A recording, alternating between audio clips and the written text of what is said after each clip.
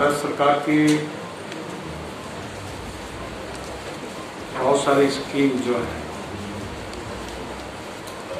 चाहे road infrastructure में हो,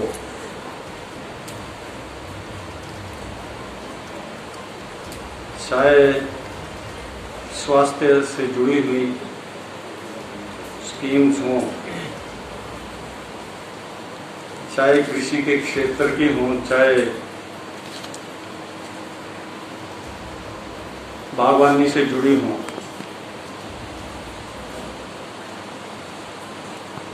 और भी चाहे जल जीवन मिशन हो,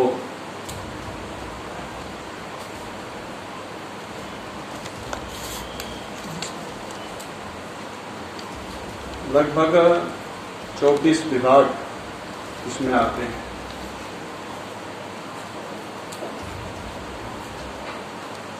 मैं उन विभागों को तो बधाई देना चाहता हूं, पिछली मीटिंग से वो कुछ आगे बढ़े हैं। उन विभागों को मेरी ओर से बधाई है। मेरा तो ये मानना है, ना कोई विकास की सीमा होती है, और समस्याएं समय के साथ साथ समस्याएं भी आती हैं और बहुत ज़्यादा आती हैं। जैसे 2019 में कोरोना महामारी, पहले हमने कोरोना शब्द ही नहीं सुना था, और इस महामारी के कारण पूरे विश्व की अर्थव्यवस्था चरमरा गई। जो बड़े विकसित देश थे, फॉर एग्जाम्पल उदाहरण के तौर पर अमेरिका, स्वास्थ्य के क्षेत्र में बहुत आगे थे। संपन्न लोग जब अपना उपचार कराने के लिए कुछ गंभीर बीमारियों का उपचार अमेरिका में जाकर कराते थे, पर अमेरिका जैसे देश के भी हाथ खड़े हो गए।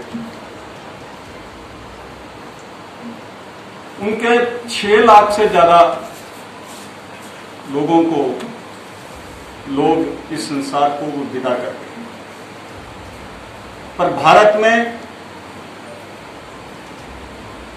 3 लाख समथिंग हमारे यहाँ जो हमारे परिचित थे, हमारे जान पहचान के थे, कईयों के रिश्तेदार थे, इस बीमारी के कारण इन संसार को विदा कर गए। और कई जगह तो ऐसी स्थिति हुई कि कई बच्चे जो थे वो यतीम हो गए, उनके माँ बाप ही कोरोना महामारी के कारण जिनकी मौत हुई। और देखिए, जिसके लिए तैयारी नहीं थी, पर प्रधानमंत्री जी ने जब हमें मूल मंत्र दिया टेस्ट, ट्रैक और ट्रीट का, और उन्होंने कहा कि जान ही जहान है, और कुछ लोग कहते थे कि थालियां बजवाई, तालियां बजवाई, और हमारे देश में ना पीपी किट बनती थी, ना हमारे देश में N95 मास्क बनते थे, ना हमारे देश में वेंटिलेटर थे। यहाँ सीएमओ साहब बैठे हैं, बाकी लोग भी बैठे हैं। किसी आदमी को वेंटिलेटर की जरूरत पड़ती थी तो पीजीआई में वेंटिलेटर होते थे।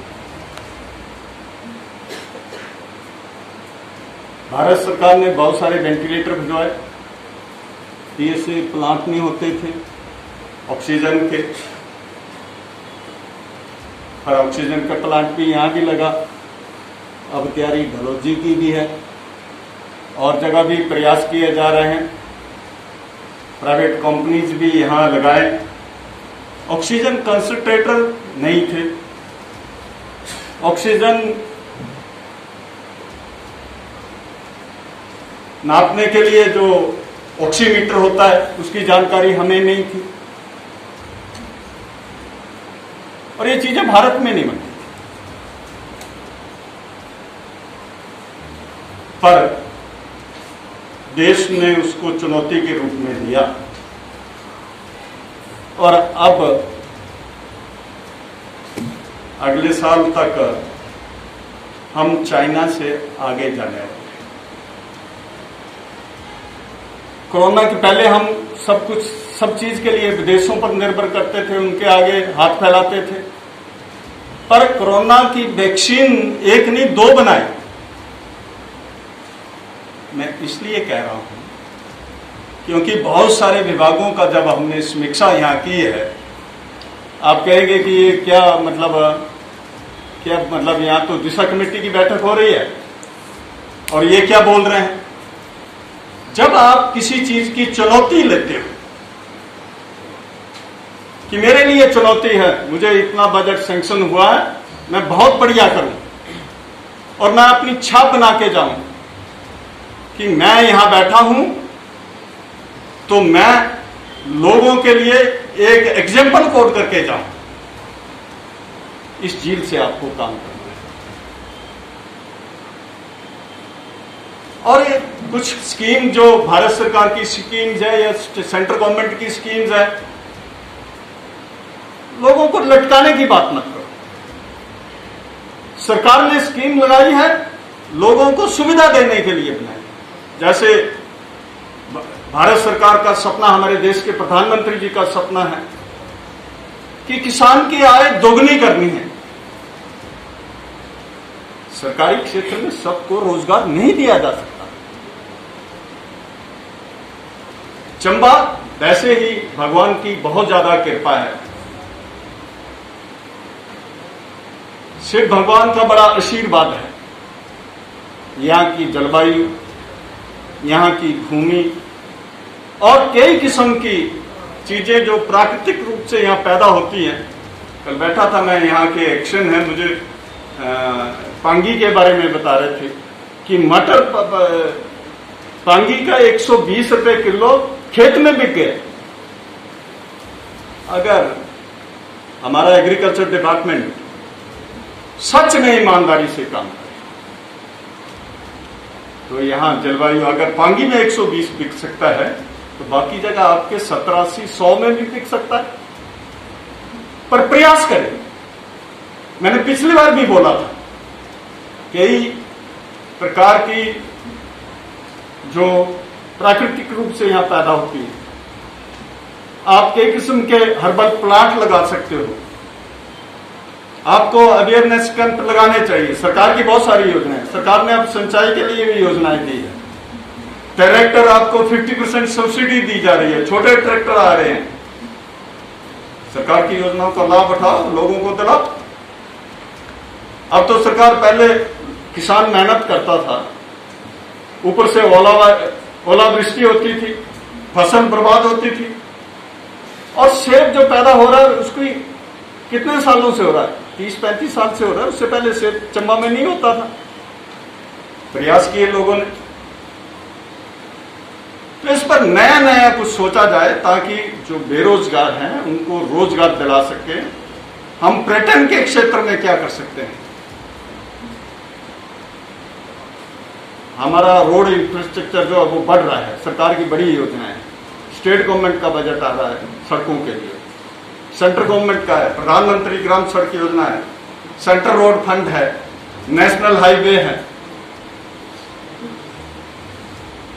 और इसमें ज्यादा टूरिज्म को बढ़ाने के लिए सबसे ज्यादा क्या चाहिए? 3 चीजें चाहिए: इलेक्ट्रिसिटी, रोड और पानी।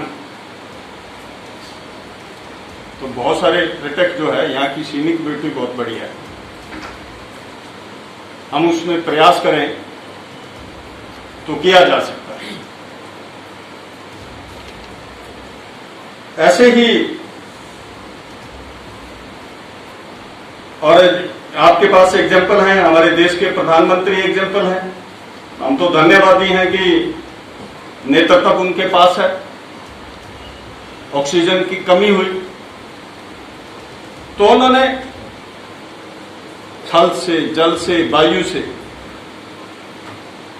और 443 ऑक्सीजन एक्सप्रेस चलाई, 1800 बार वायुयान उड़ा और नेवी के थ्रू भी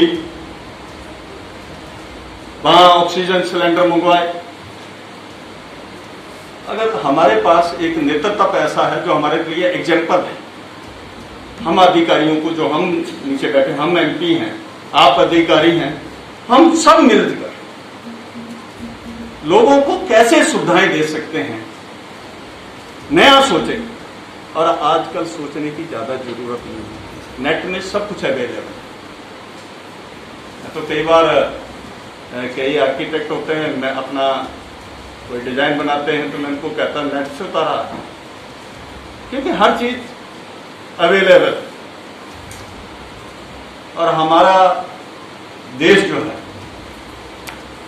हमारे ग्रंथ हमारे लिए मार्गदर्शक है, हमारा इतिहास हमारा मार्गदर्शक है। अब मैं सवेरे मॉर्निंग वॉक के आपके यहाँ चंबा मैदान में था, और ये चंबा का मैदान, जब मैदान बनाया होगा तो ये पहाड़ी ये सीधी नीचे तक लगती होगी। उस वक्त तो जेसीबी नहीं थी, हाथों से काम हुआ है। और मैं अभी डिप्टी कमिश्नर साहब से बात कर रहा था, राणा जी से आती वक्त, हिमाचल में 3 ऐतिहासिक मैदान हैं, एक चंबा का, एक सुजानपुर का, एक चाय का, पर हम उसका रख रखाव नहीं कर पा रहे हैं। यहाँ म्यूनिसिपल कमेटी के कुछ रिप्रेजेंटेटिव बैठे होंगे, तो सवेरे बहुत ज्यादा गंद था, वहां गंदगी पड़ी हुई थी।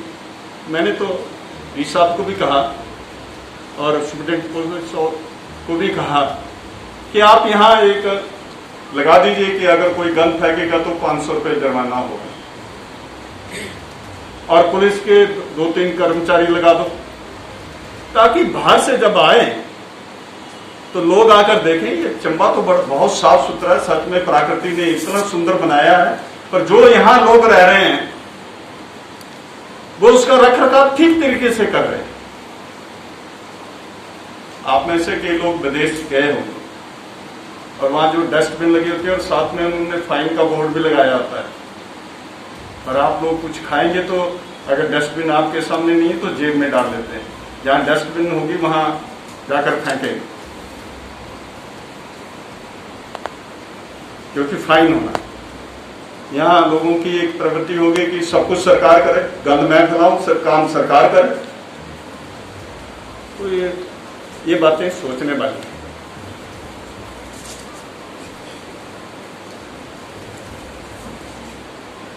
और पर्यटन में जितना हम बढ़िया कर सकते हैं हमें करना चाहिए। मैं यहाँ के डिप्टी कमिश्नर को बधाई देना चाहता हूँ, इन्होंने चलो चंबा अभियान की शुरुआत की है, एक स्लोगन है, और जब स्लोगन नीचे तक जाता है, दूर दूर तक ये जाएगी बात, तो लोग देखेंगे कि चंबा में खास क्या है, क्यों जाए चंबा। अगर वो आप बताते हैं कि यहाँ तो कैलाश पर्वत है, मणिमहेश है, आप कहते हैं कि चित्राड़ी माता है, लक्ष्मी नारायण का मंदिर है, देखने में सुंदर है, यहाँ के सीनिक ब्यूटी बहुत बढ़िया है। ऐसे तो जोत में भी अब आप कर रहे हैं, पदरी जोत में भी आपके पर्यटक जा रहे हैं, और पांगी भी सुंदर है आपका, यहाँ डलहौजी बड़ा सुंदर है।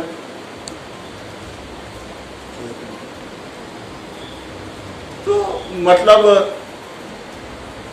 पर्यटक तो आए, पर पर्यटक यहां से ठीक इंप्रेशन लेकर जाएं, उसके लिए तैयारी हमें करनी है, हम सबको लगना मेरा शहर है। और जब पर्यटक ज्यादा आएंगे तो यहाँ की इकोनॉमी भी बूस्ट होगी, लोगों को रोजगार भी मिलेगा, और हम आने वाली पीढ़ी के लिए कुछ न कुछ कर रहे हैं। ये हमारे दिल में भावना होनी चाहिए कि हम कर रहे हैं, पर हमें करना पड़ेगा।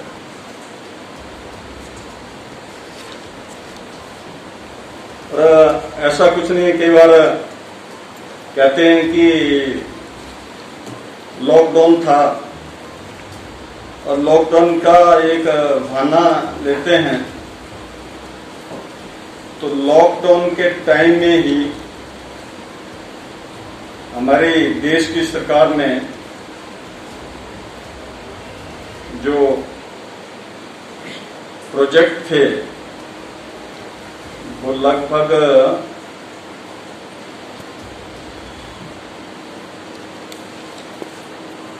की मंजूरी दी सरकार ने और उनको शुरू भी कराया।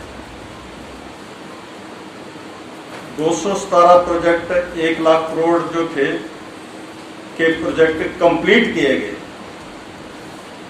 हाईवे और ट्रांसपोर्ट इंफ्रास्ट्रक्चर में उसका बजट भी 30 से 40 हजार करोड़ की काम हुआ है उसमें। ये लॉकडाउन का बहाना जब लगाते हैं, अगर भारत सरकार के आंकड़े जो हैं और हम यहाँ कहते हैं नहीं ये तो लॉकडाउन था हम नहीं कर पाए, वो तो एक किस्म का बहाना है।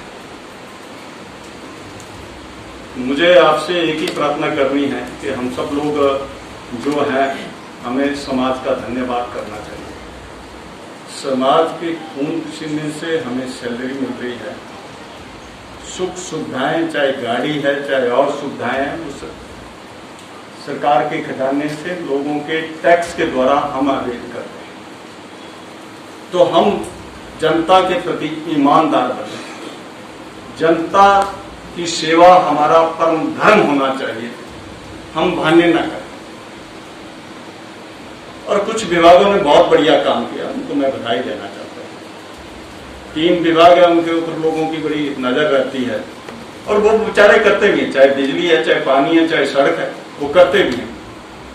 कुछ विभाग चुपके से बैठे रहते हैं कि हमें पूछने वाला कोई नहीं। देखिए अब पूछने वाले तो बहुत सारे निकल आएंगे, ऐसा कुछ नहीं है, क्योंकि उन पे भी नजर है। तो मुझे सबसे बात ये करनी है कि सरकार का जो बजट आता है उसको ठीक तरीके से लगाएं, ईमानदारी से खर्चें और लोगों की सेवा की भावना से काम करें।